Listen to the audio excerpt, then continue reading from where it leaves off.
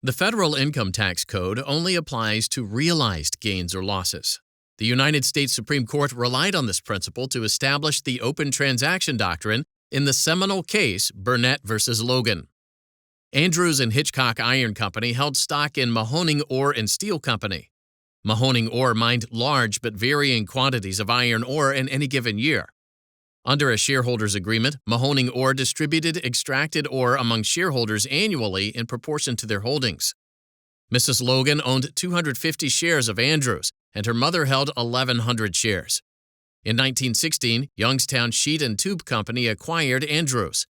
In exchange for their shares, Youngstown agreed to pay shareholders 60 cents per ton of ore received from Mahoning Ore annually and attributable to their shares. In 1917, Logan's mother died. She left half of her right to all future payments from Youngstown to Logan.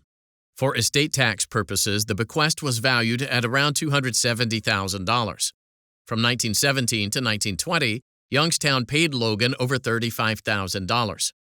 Logan also received over $30,000 from her mother's bequest. Logan didn't include any payments from Youngstown on her federal income tax returns. As a result, the Commissioner of the Internal Revenue Service, David Burnet, assessed a deficiency. The Commissioner determined that the fair market value of Youngstown's continuing obligation was ascertainable when Youngstown purchased Logan's shares and that any profit was taxable income. Logan argued that all money received was a recovery of capital. Logan claimed that until she received an amount equaling her adjusted basis in the shares, all receipts were a return of her investment and not taxable income. Logan also argued that until she received an amount equal to the appraised value of her mother's bequest, all receipts were non-taxable. The Board of Tax Appeals affirmed. The Court of Appeals reversed.